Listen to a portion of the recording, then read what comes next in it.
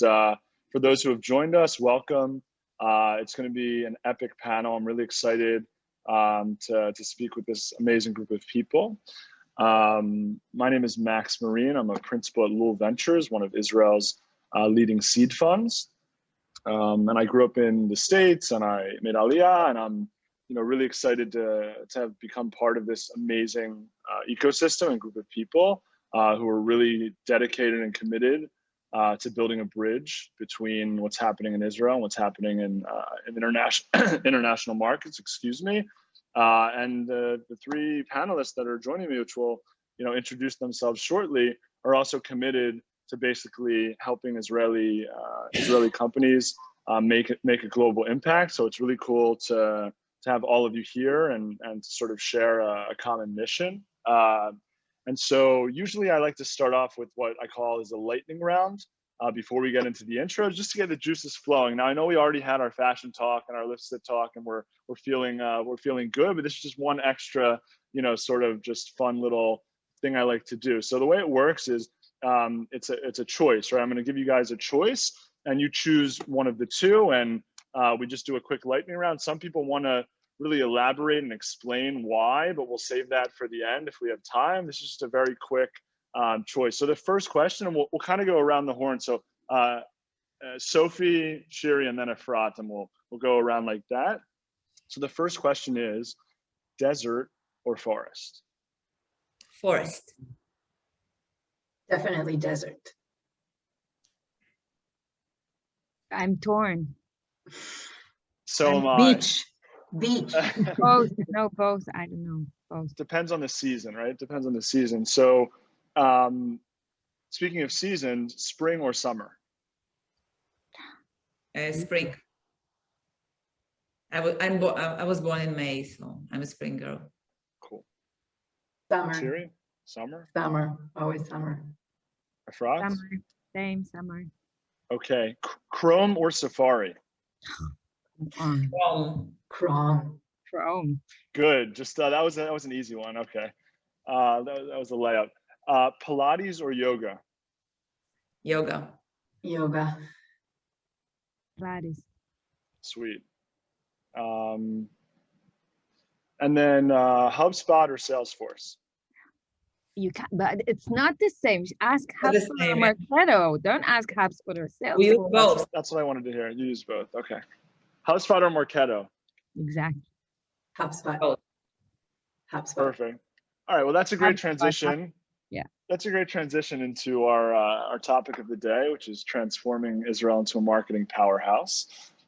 Before we get started with some of the more deep questions, I'd love if you guys could just introduce yourself briefly and sort of what you're currently working on in your current position. Sophie, feel free to kick things off. Actually, if Efrat is starting, Okay. we cannot structure that. So Salaba. We're very organized, man. I can see that. Yeah. So hi, my name is Efrat Fenigson. I'm the VP Marketing at Mindspace, a global brand for flexible office spaces across Europe and the US. We have 30 branches in Israel, in Europe, and now just launched in Philadelphia, on top of San Francisco, which is totally closed, and Washington, DC. Cool. So that's my day job. I've been with Mindspace for the past year and a half. I also have a community for personal branding, which is something I love dearly. And I have a podcast about marketing and strategy with a partner. I haven't recorded an episode in over a year now. I'm waiting for the next one. I know. We're going to do a new season soon. Okay, because cool. what took over is my activism lately. So I'm also, protesting and very active in social and political agendas. And I'm a true feminist as well. Cool. And the co-founder of G-CMO. Yeah. Awesome. And let me also introduce G-CMO for those who don't know. So G-CMO is Israel's community for top CMOs in global companies and VCs. And G-CMO exists for the past 3 years. We talk more later about why we started it and what's the mission, but basically at G-CMO today, we have about 110 members, anywhere from large tech companies such as Amdocs, Matrix, 888, to scale-ups like AppsFlyer or Pioneer, to smaller startups, a lot of smaller startups. We also have consumer goods companies or retail companies like SodaStream and Etafim, and anywhere from B2B to B2C. And as I mentioned, also VCs, representatives of VCs, which are heading their marketing operations. So beautiful. And I'm looking forward to learning more about it on this, this panel. And I will say that when I worked at iAngels, we were at Mindspace. So I spent a year or so at Mindspace, and they then moved to Rothschild, but they forgot to take back the key card that they gave me to Mindspace. So every Thursday night when I was out on Rothschild, I would take my friends up to the roof and we would, take advantage of that space. But eventually the card stopped working. Anyway, I digress. Shiri, would love to hear a little bit about you. So I'm currently the head of culture and innovation at AppsFlyer. It's important for me to say that no one owns culture in their organization. So my role is actually to make sure that that everyone knows how what they're doing contributes to the greater cause. And when we're talking about innovation, I see myself as the person that's bringing the most disruptive, kind of like 20,000 feet up in the air kind of ideas. And the funny thing is that I come up with these ideas and they'll say, oh yeah, that sounds interesting. Like, I mean, 9 out of 10, they should have, rolled me from all stairs about these ideas, but it really is, innovation. And Corona has done a great service to me in that sense, because, now these groundbreaking ideas are not as disruptive as they sounded before. Before that, I co-founded Join Digital Talent Agency, which is a recruiting agency for marketing position. I'm also a co-founder in G-CMO, and I'm also a co-founder in another forum that's EBM, that's Employer Brand Marketing. That's it about me. Awesome. Employer brand marketing. I think it's an emerging term, so I'm sure we'll unpack that a little bit, as well as what it means to be head of culture. Thank you, Shiri. Sophie, how about you? Yes, hi. So I'm Sophie. I'm currently the CMO in residence at the Joy Ventures. It's a fund focused on building, funding, and supporting companies developing consumer products, but specializing in well-being and wellness. Prior to that, I spent years in advertising firms and ed tech space and companies, wonderful companies such as Outbrain and Taboola. And so this is my day job, but my other extracurriculum activities would be I'm promoting awareness for colon cancer among young people, and I'm really invested into that. I'm a mother of 3 young women, so I'm promoting feminist agenda as well, and of course, and I'm one of the co-founders of the G-CMO. Beautiful. Thank you, Sophie, and thank you for setting this up. So maybe let's just dive right into G-CMO, because that's obviously the common thread that brought you guys to this panel. Maybe talk to me a little bit about the genesis, what kind of motivated you to start this in the first place, and then how has it evolved since? And just anyone feel free to jump in, no specific order. Okay, so I'll start. So we have founded G-CMO 2.5 years ago. Once we realized that we had many peers who shared our global marketing challenges and were achieving outstanding marketing successes. And we thought that we should initially create a think tank for like-minded professionals, because everybody knows or think they know about marketing, but we all understand that we need someone to lean on, consult with, and apparently we created this fantastic community that started from friends and family. Now we're more than 100 highly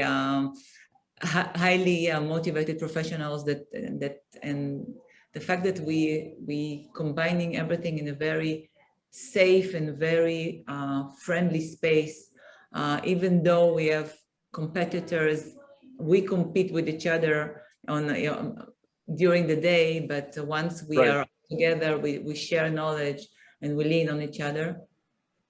And later within the years, it really evolved into a networking community and some great handover of senior positions, which we're playing the game of chairs, if you want, and because we actually have a hold of this fantastic pool of talents. So we're just handovering positions. And and I guess the third and the most ultimate goal, and we will touch it later on within the call, that we created G-CMO in order to position Israel as a marketing nation, not only a startup nation, but also a marketing nation, because this is the power that actually empowers startups and scale-up companies. Awesome. Thank you, Sophie. Efrat or Shiri, anything you would like to add? Actually, I would like to add to it. I think, well, first of all, Sophie, it's with 3.5 years ago, not 2.5 years ago. Oh, wow. Yeah, I know. It's time flies. 3.5 years. Yes.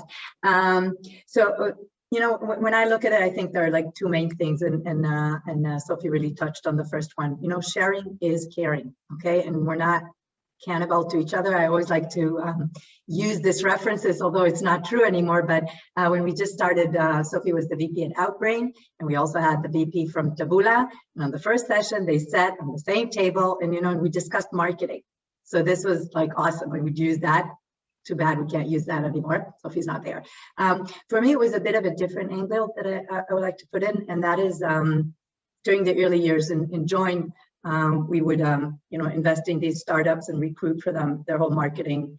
We would really pick and choose them because we were a really small company, so we couldn't help everyone. So we wanted to identify the ones that we thought were going to really make it, and then we'd build their whole marketing team, and then they would go for round, I don't know, C or D with the major money. And like the first go-to was, okay, so let's move the marketing to the US or whatever. Right. And right. It would always, it was heartbreaking for me. I want to say, I got my money as a recruiter, I already recruited these people, but they would never do that to, R&D or the product. These are like the goal that we're always keeping on. And I thought that people do here in Israel, we do kick-ass marketing. And I don't think that it should be like the go-to, we raised some money, let's move the marketing. So these are like the two things. One is that we share information, we help each other that way. And the second one is that we kind of want to say Israel Startup Nation is also a marketing concept, a really good one, because we do have kick-ass marketing here in Israel. So that would be my point to it. Awesome, thank you. Efrat, any additional thoughts on the topic? Perfect.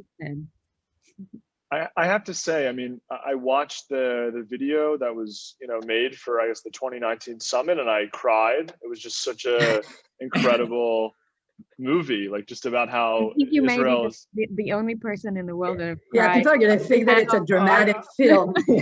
I cry at the end of movies too, like Finding Nemo. I don't know if you guys have seen that one, but anyway, so now just let's talk about the last. It as a compliment, Max. It was no, it's truth. It touched me. Truth makes me marketing is all about emotions, Efrat. So. Exactly. You got me. You got me.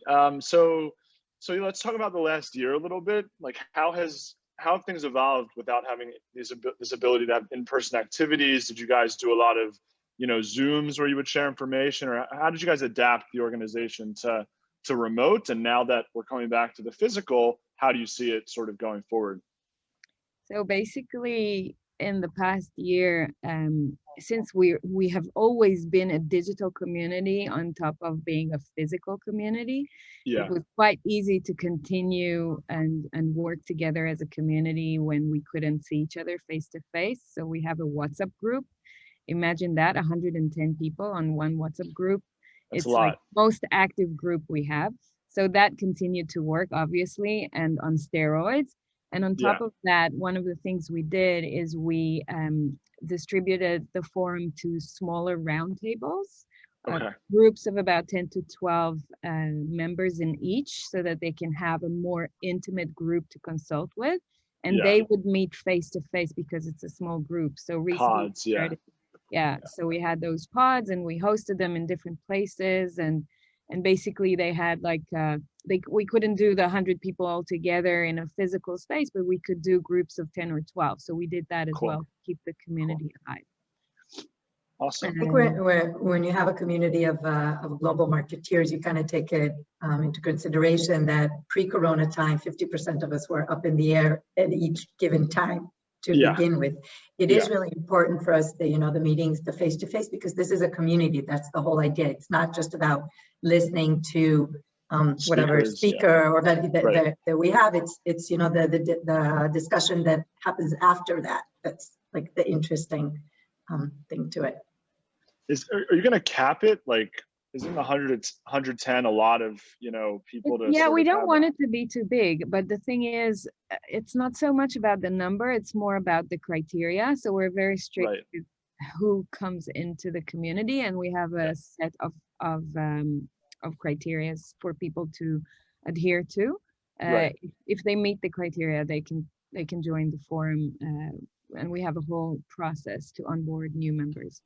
Beautiful. But I think what's interesting, Max, I think we touched on it when we prepared for the panel, is really how, with the evolution that everything went through in the past year, we also discussed, when we look at marketing, how did that evolve alongside the ecosystem, and what are the differences we see today versus, a few years ago. Lay it on me. So I want to say here, because I think that's a very important point. I think that firstly, we shouldn't forget that there's still a huge number of early stage startups that need their heads of marketing. And that transition that Shiri was talking about, to outsource that in the US or somewhere else based on where you're going to do your business, is something that we in G-CMO have been trying to educate the market for a long time, that there's no real need in that the talent exists in Israel. So it's easy to think more of scale-ups, because it is indeed very impressive to witness their successes in the past year. All the IPOs we've been seeing, all the fundraising we've been seeing, it is very impressive. But let's remember that in order to build a strong industry, we need companies in various stages, in all stages. You at Lool Ventures would know best, and Sophie as well, working with a lot of early stage startups. So with the maturity of the ecosystem, I think that it comes with the understanding that we need CMOs that are on par with Silicon Valley CMOs. And what some people may not know is that we do have them here in Israel. These CMOs must be managers of larger scale teams that are dispersed around different geographies. And they must be well equipped to run both brand driven teams and revenue generation teams. Okay. And in B2B and B2C, it may look a little bit different in terms of the tactics and the markets, but in terms of management skills for the CMOs, there are actually many similarities. And I think that's why we can find that common ground between the CMOs we have at G-CMO. And I think another big difference from 5 years ago to today is the understanding that marketing is a key player, oftentimes the central player in building the pipeline, the business pipeline, where we haven't caught up yet. And I think that's something that many founders or investors don't get yet. Like, they don't get the ultimate importance of a good CMO in building the pipeline of the company. And where we haven't caught up yet is with the compensation for it. We see that, no, but seriously, just think about it for a second. Sales get compensated on revenues, right? It's just a given. It's so, like, everyone understands that. But CMOs are still not being compensated on their contribution to the pipeline and to the revenue of the company. And that has to start changing. That's the mindset that we'll be aiming to create if we're taking on the next challenge of educating the market. And I think that the role of marketeers have changed a lot.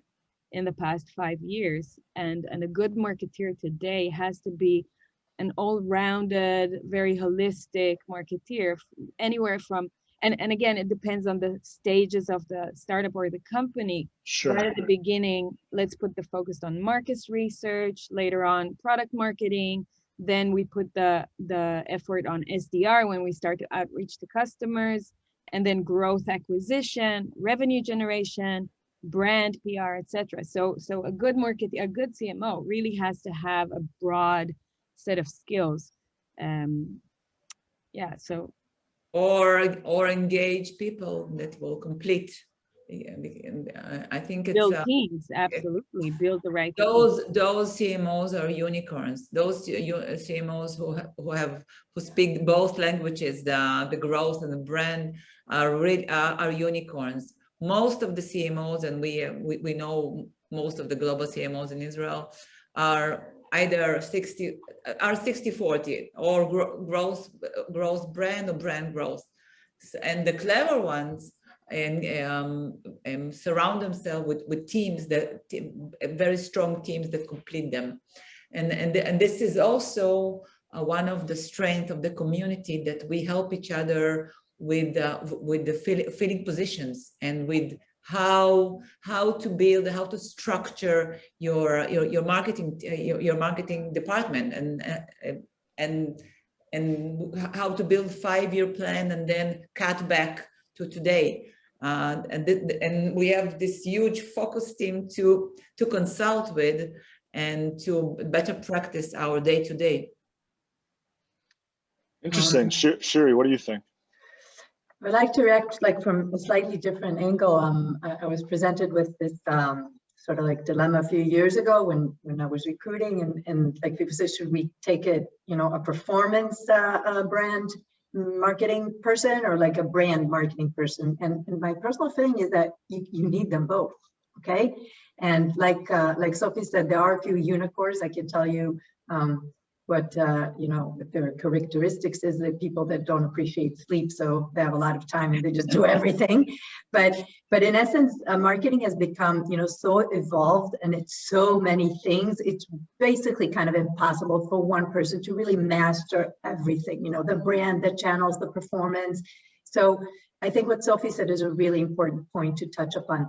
You might be the head of and the CMO, but it's really okay to have these people who complement you in the space. Like, for instance, if you're a very, brand marketing person, yeah, you need someone very strong with you who's performance.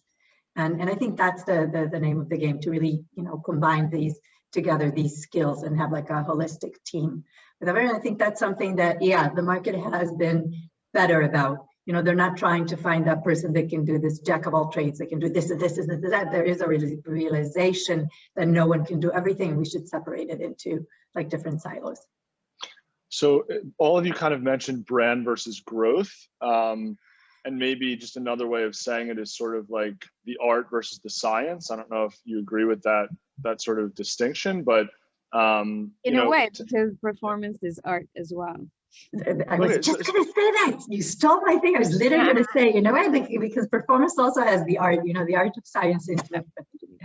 And the brand also has the science. So there you go. But maybe talk a little bit more about that relationship and how it evolves from sort of an earlier stage over time, and sort of, is there a shift in sort of how a company needs to prioritize its resources as it grows from brand to growth, or do they have to sort of just in parallel be building both things, sort of that in some sort of harmonious way? I'm just curious if you guys can share a few more thoughts on the relationship between brand and growth. Yeah, well, after you go. Yeah, I'll just start with a short one. So basically, I think that it really depends. The short answer that it really depends on the company and the industry, the market, the product, because each company will have its own package, right? So you'd have to take many parameters into consideration when you start building your marketing strategy. And basically, when you start out, it's very important to lay the foundations. And the foundations normally start by knowing the market, knowing the target audience, knowing the customer personas, and then targeting the right kind of audience with the right kind of message, the right kind of content. So then product marketing comes into play, and corporate marketing comes into play when you have to raise funds, right? So you have to present your company right, and you have to pitch to investors, and so you'd have different stakeholders or different target audiences as an early stage startup that you're talking to. And as you progress, your focus shifts to other places when you do your marketing. It's less the market research and the product market fit, and now it's more about finding the customers and do your go-to-market, run your go-to-market programs, and build your go-to-market programs for every country and every audience that you're approaching. And then we're starting to look at the tactics. So if you're B2C, you'd put more effort on your performance. And if you're B2B, you'd probably put more effort on PR and content marketing. So, and then it really depends on the company. So that's my look at it. That's helpful. So, you know, in terms of investing in marketing, and, you know, sort of being able to prioritize where to focus. Maybe you guys could also just share sort of your own process when you have a budget and you're thinking about how to allocate it to different resources. Like, how do you, when you have a limited resource, right? Most startups have this issue, right? They have a limited marketing budget and they want to make the most out of it. I totally appreciate that it has to be customized per startup and per market, but you guys have been doing this for a decade or more. Like, how do you, you know, underwrite sort of the different areas to focus on? I would just like to say that before AppsFlyer, I never had like a big marketing, you know, budget. So I'm really used to doing things with no budget, you know, like these guerrilla things. And I think at the end of the day, and this is something that you can very widely say about everyone in our community, we're very creative people. Okay, because we're all marketeers, and it kind of comes with the territory, even the performance ones, which you're kind of saying, maybe, you know, the growth versus a science. I think you still need to be very creative about it. So it's not just the budget. I think my role is slightly different with my angle to marketing. So maybe we'll talk about it a little bit later. No, tell us now. Tell us now. I mean, I'm super excited to hear your perspective as well.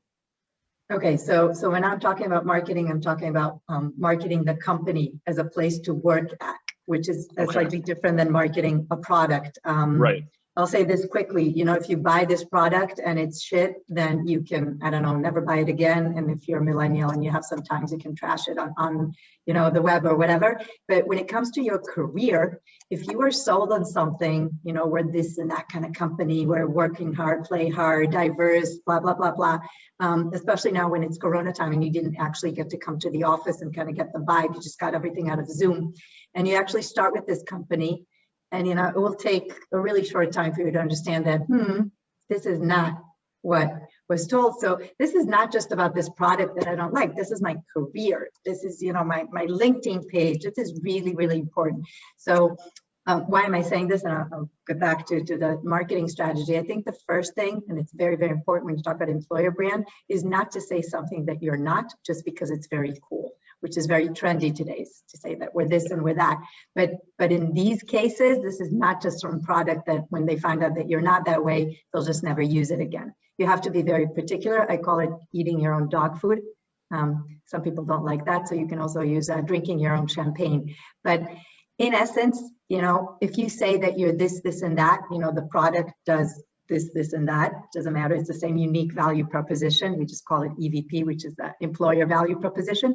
But and I think it's like the most important, you got to live those values, because unlike any product, this is something really, really important. This has to do with your personal career. So that would be A. And the second thing, and for me, it's easier than my colleagues here, because, you know, I only have 1,100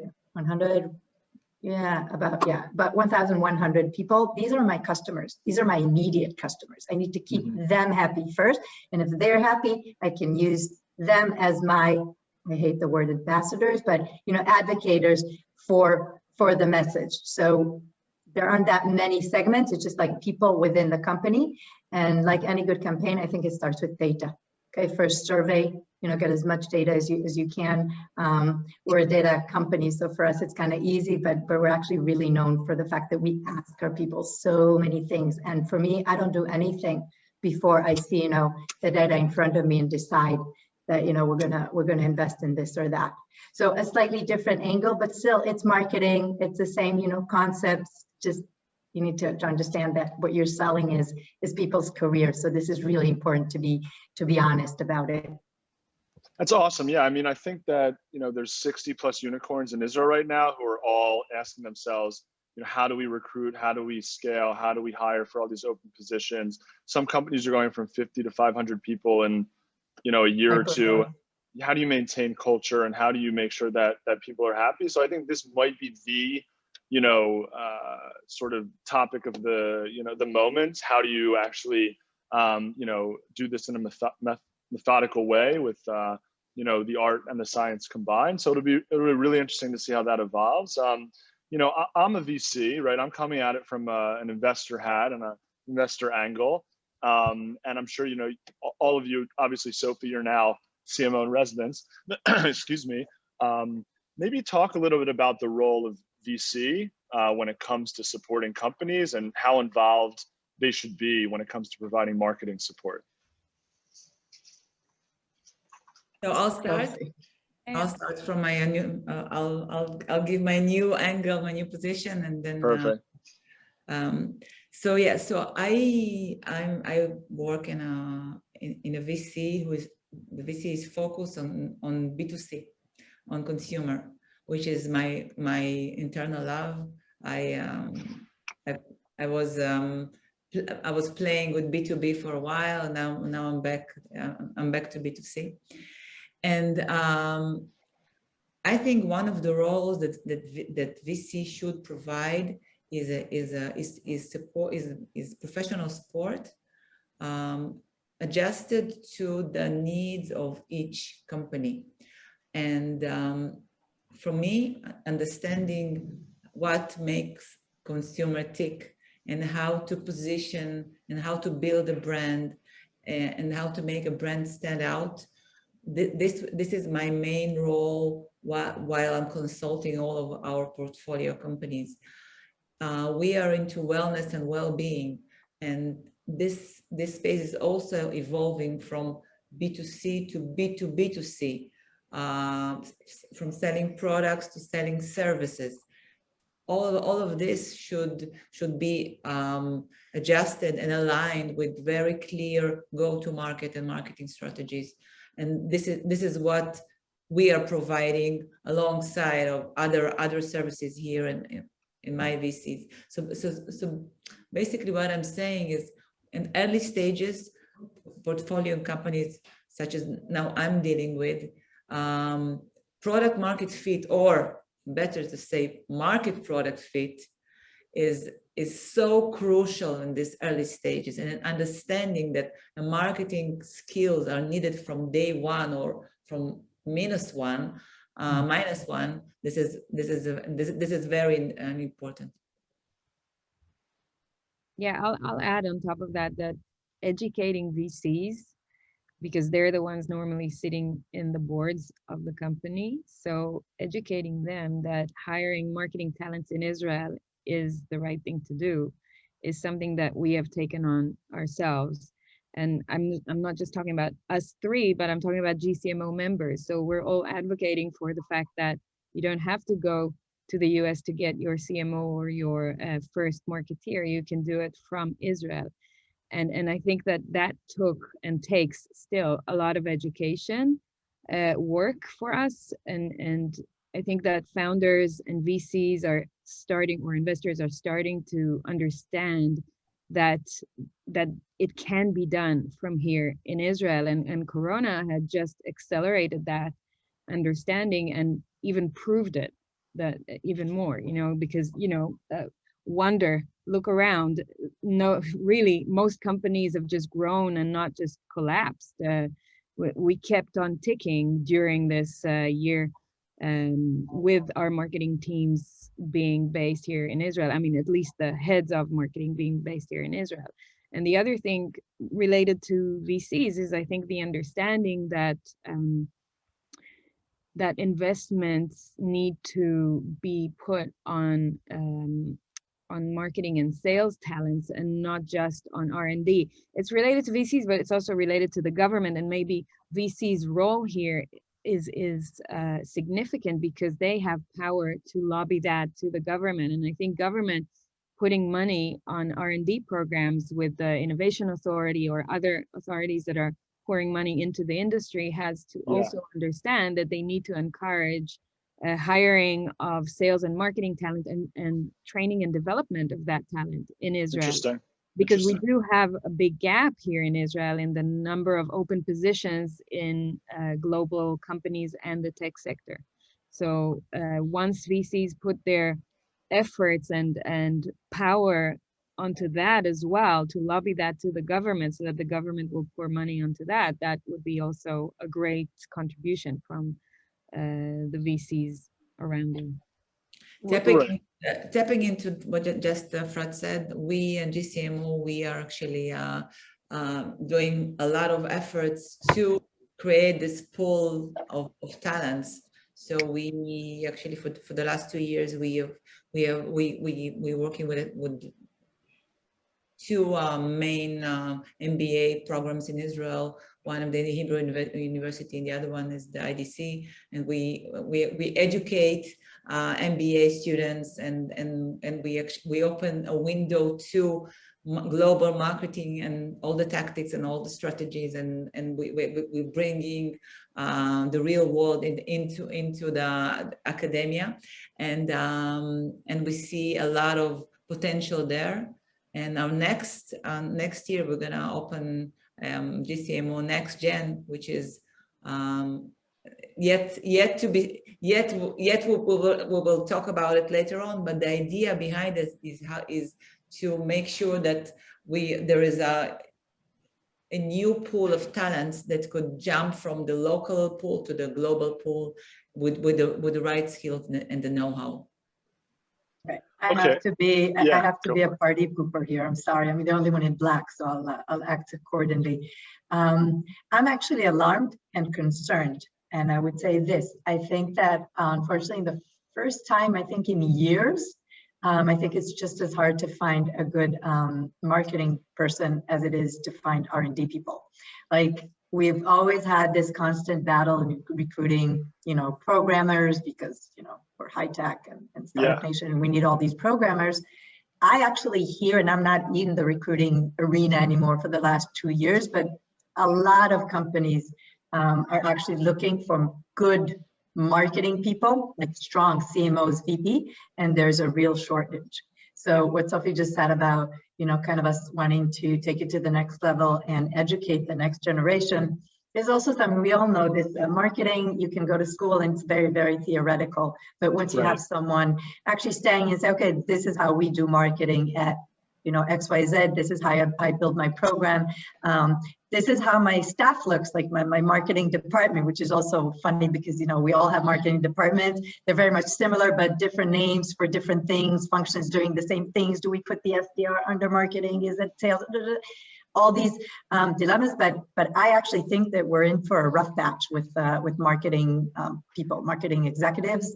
There just aren't that many qualified ones, and I think that in like a year or two it will also get even harder, because I'm not really sure how to manufacture new ones, which is what we're trying to help with here in G-CMO, but I foresee a problem. I'm sorry for being not optimistic. No. That's fine, because it feels like there's almost a conflict here, right? It's like G-CMO is trying to convince the world that you don't need to hire abroad, but then there's not enough talent locally, so you need to hire abroad. So so how do you? I want to say something about the hiring abroad, because I just want to be understood. What we said is that it shouldn't be the go-to. It used to be like a checklist. You do the round. Okay, so now we have to move the marketing. What I'm saying is, sometimes maybe it is right to move the marketing to the field. That's what I'm saying is examine it. It shouldn't be the go-to. But also let's refine it even more. when we run global marketing operations out of Israel, it means that the CMO or the heads of the marketing department will be based in Israel. But obviously, we need field marketing. We need representatives in any country. That's the best way to do it. You do want your I local, see what you're saying. Yeah, you want your local teams dispersed. That's the best. You want to be close in proximity to your customer. So that doesn't contradict. We're talking about the senior level marketeers being next to the management and being here in Israel. Right, which there's still, you know, I guess more demand than supply of high quality CMOs, and those take a little bit more time to manufacture, to use, you know, Shiri's words.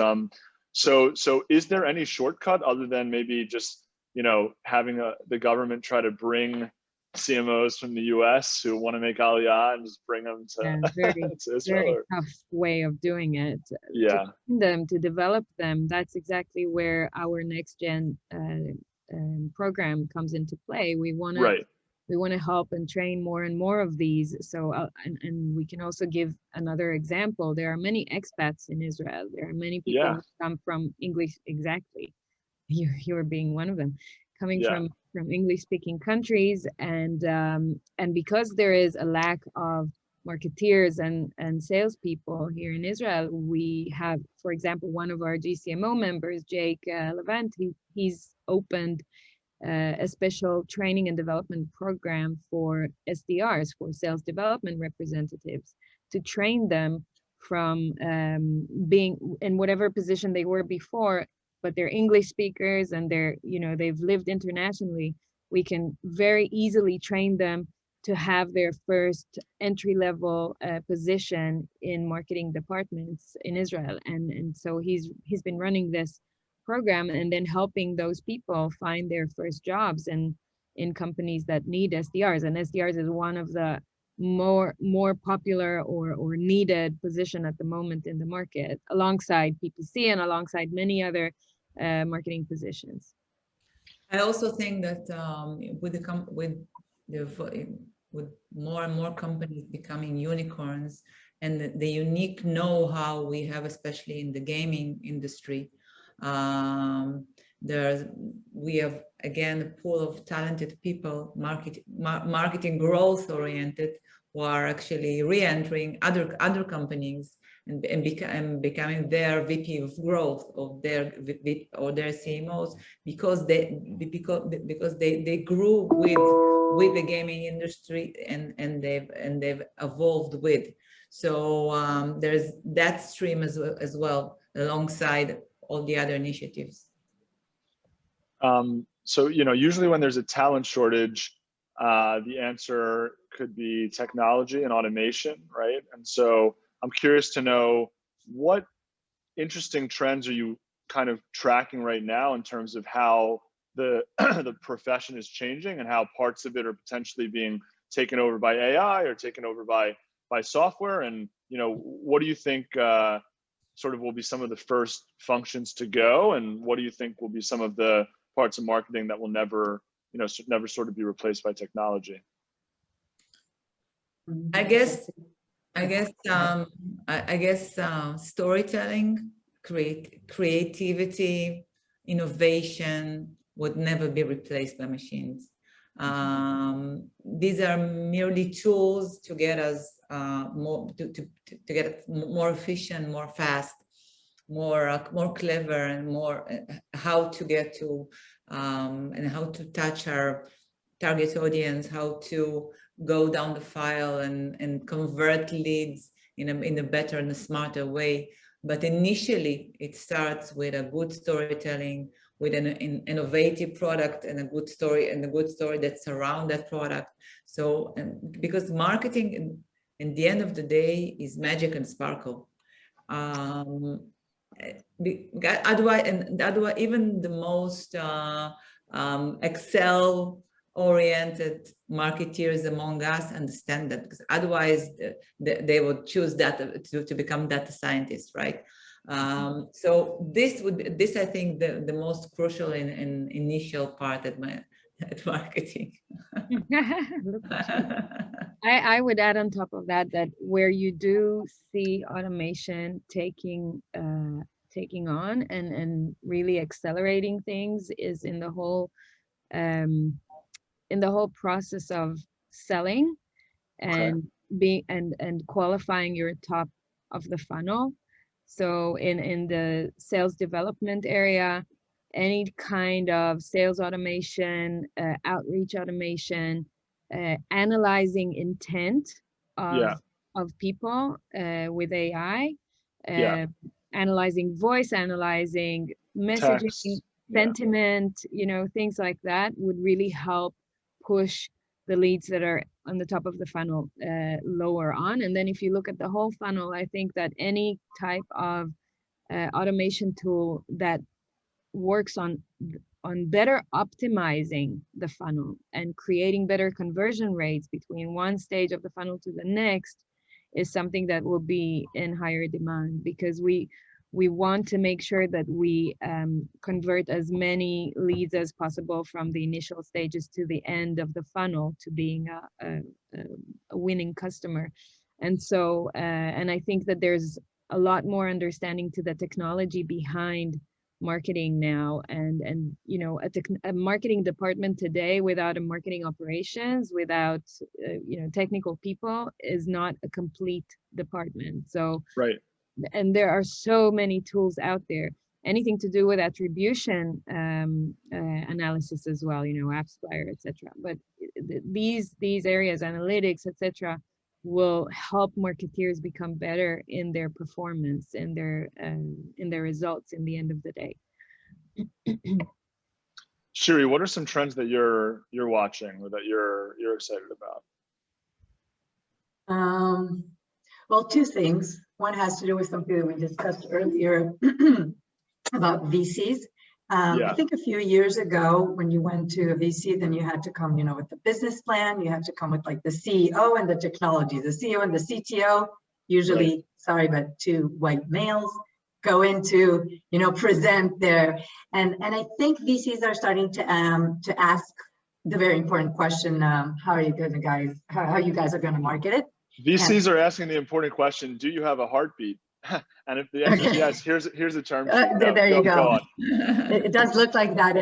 We were just laughing that in our WhatsApp group, you can fund like a small country with all the the last rounds that have been named here in Israel. But I do think it's important, and it's a cool trend that we see, that VCs also understand that this is important. You don't just go for like the technology and the business. You also need to think of will we be able to actually lay to the people. So this is one thing that I think is important is coming. The second thing we also touched upon, and that is kind of understanding that the CMO cannot do everything. Okay, they need technology, they need different people to complement it. You said before that it takes a long time. I don't know if you know, do you know the average time that it takes to hire a CMO in Israel for a company? 6 months. I wish. Like I would take it any day. It used to be 9 months, and now it's actually 11 months. Wow. Yes. And I think part of it is also, well, I used to say a lot, if you don't know what you're looking for, you'll never find it, but I don't think that is that. I think that we're very Israeli about it, and we want we want this person to have like everything in it. He needs to know, she needs to know performance marketing and branding and funnels and SDRs. And yeah, of course, they need to rule, HubSpot, Marketo, Eloqua, and these are all, very technological kind of. So I think there's also kind of the idea and the notion that maybe we shouldn't look for 11 months for this, unicorn, and we need to kind of think and break it down into different things. So these are like 3 trends that we kind of discussed, but I think they're out in the open, and I feel it is a positive trend. The negative one is I think we're going to see just more and more shortage of highly trained executives. Highly skilled. Yeah. It is a challenge. Especially because go for it, please. You asked before about low budgets and for startups. I want them to leave with some practical tips, because I think that when you're low on budget and you still have to do marketing and meet your customers somewhere, I would highly recommend for people to think, like, have the mindset of creating their assets assets that are really theirs and no one else can touch. For example, your database of contacts. So start working on creating that from really early on. Have your database of people that you can always reach out to, whether it's through email marketing or through other ways, but start accumulating that from very early on, and that doesn't cost a lot of money anyway. And then the other thing is communities. Isn't that why we're here? You know, so build communities, because that's a real power. And if you have a strong community alongside your, I would say, classic or normal marketing tactics, then you have a follower base that you're engaging with, and you're with a hand on the pulse with your target audience all the time, and you have a very short time frame to get to them, and very, very accessible. So I would say build a community, whether it's on, you know, Facebook, LinkedIn, WhatsApp, or any other dedicated forum for it. Yeah. The communities is not a lot of money. It does take time, but it's worth the effort. And I would also say content marketing, so podcasts, you know, and obviously blogs, etc. But really find social media, organic social media, but put your focus on creating content. Definitely, I would add to that. You know, coming from content promotion companies, content is extremely important. Building it wisely, but also when you don't have a lot of budget, I would. First, I would suggest to work with freelance, not to create a huge marketing department, but work with freelancers. This is one. And second is try and hack your way. When you don't have a lot of money, think of hacks of how to create clever partnerships, how to reach out to influencers within your domain and create a partnership with them, and lean on their communities, on their ability to distribute. This would be my 2 tips.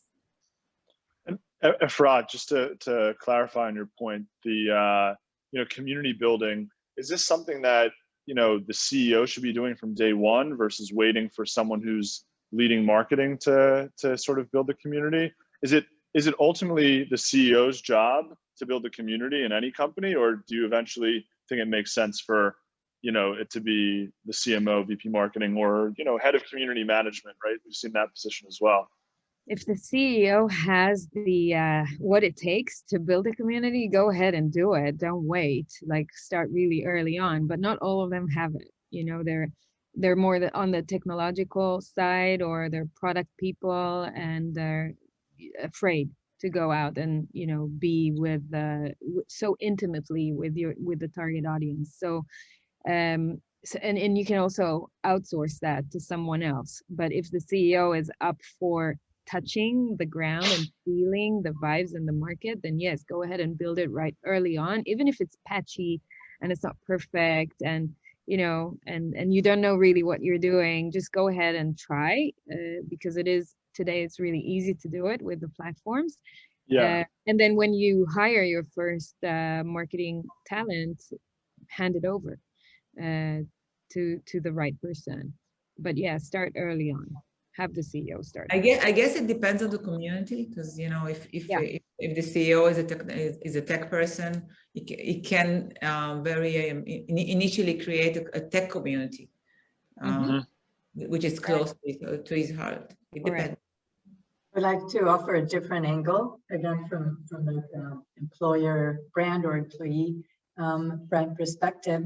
And when I think of communities, this is something that's actually a tool, a technique that we use in order to get people more engaged.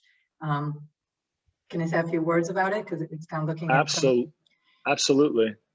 Okay, so I think, like, at the essence of essence, okay, as human beings, we all want to be, you know, in our deepest, you know, when you put up everything and you come to the country, we all want to be a part of something bigger. Okay, we all want to believe that we're contributing to something bigger than us. And a company can really hold that spot, creating that sort of meaning experience and meaning. I would say three things, okay? And this is totally employer brand related. If you want to get to that point where you're using your best assets, your talents in conveying the message, you got to keep it personalized. That's the first thing. You know, we're a data company, but we keep collecting data about our people. It could be like in the most tactic ways. Okay, you don't send a beer to someone who's gluten-free. Okay, we know our people, we know what to send them. This one has 2 kids, so he'll get 2 Kinder eggs with their names on it. Again, I'm talking about the notion that we're all part of something bigger. And when in this bigger picture of more than 1,000 people, the company sees me, wow, they actually know that I'm this and that. They intended that for me. So that makes that feeling, that good feeling that I'm sense of something bigger. So keep it personalized. Yeah. Meaningful. I think that's very, very important. Don't just do things because it's tradition or this is the way that it's done.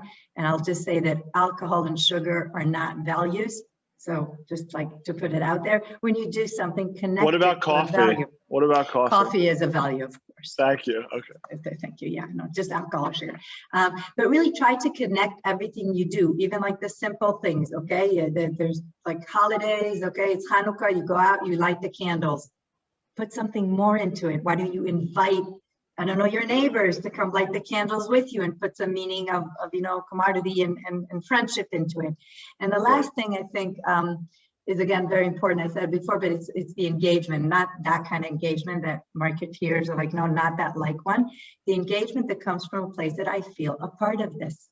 And this is something that, you know, as an employer brand marketeer, this is my job. Okay, that everyone feels, you know, that they know where we're going. They're part of this big group. They feel like we're watching them individually, like we know them as individual, and what they're doing is meaningful. And when you have that, then that creates a strong employer brand. I'm sorry, I took the whole direction to a particular place, so but it was just my 2 cents. Yeah, I remind you that we never apologize. You have said great things. True. Why? Never complain, never explain.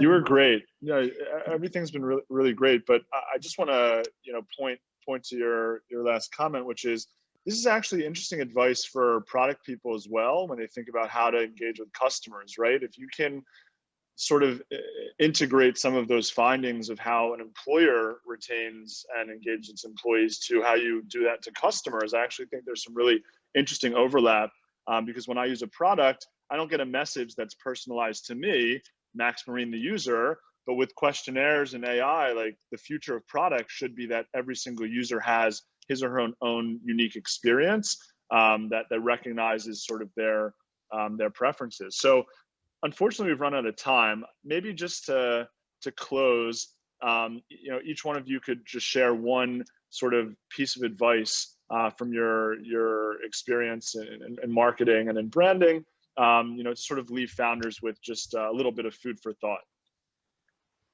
Leave founders with food for thought. And marketers. So maybe my tip would be mostly for founders, but I really think that good marketeers and good CMOs are founders of a small startup within the company. And marketing operation is really like a company on its own. So my tip would be leverage your impact. And what do I mean by that? So I'm invested, for example, in multiple initiatives. I have my full-time job, I have G-CMO, I have a community I run, I have social and political agendas, so my activism. And when I exercise different muscles in different areas and then pour my insights and my lessons learned back to my main area of expertise, I feel I become a better entrepreneur and a better manager. So a more rounded manager. And so I would recommend to leverage your impact from what you're doing around your day job into your day job. I would say explore the metrics. Meet for a virtual or real coffee or glass of wine with people from product. Become very good friends with people from product, and because this is a key to understanding the heart of the company. There is where we can, as a marketeers, make an impact, to Efrat's point, but from the other side, we can be the voice of the customer, we can be the voice of the users, and to incorporate that into the product. Make friends with the product guys, and they're usually nice. Usually. Some of them. Okay, I'm taking this in a totally different direction. Hire women. Again, Yes. hire women. Why? Amen. Well, amen. Thank you, sister. A woman. woman. A woman. That's funny. But seriously, I think in marketing, because there's just like these so many level, and we're very multi skilled. But other than that, I think it's one of the professions where we're at the stage where we're 50-50, which is really quite unique for CMOs and VP positions. And yeah, I'm a feminist. I know it's not a word that a lot of people like to use, but we're actually really comfortable because we actually believe in equality. And that's my advice to founders: hire women. You want as much, different perspective in a room. And I was asked this a while ago, and someone said, "You really expect me to take someone on the board just because she's a woman?" And I said, yes, because you have a lawyer there that gives you that sound advice, and you have the finance guy, but you don't have a woman, and that's another perspective. Yeah, I'm not saying they should rule the world, they should, but I'm saying in the boardroom, you do want to get that other perspective. So that's my tip: hire women. And have women on your panels. Sophie, Shiri, Efrat, it's been a true pleasure. Thank you so much for the time. Thank you to our audience for joining. And I'm looking forward to the next one, hopefully in person. Thank you for having us. Toda. Toda rabba. Ciao.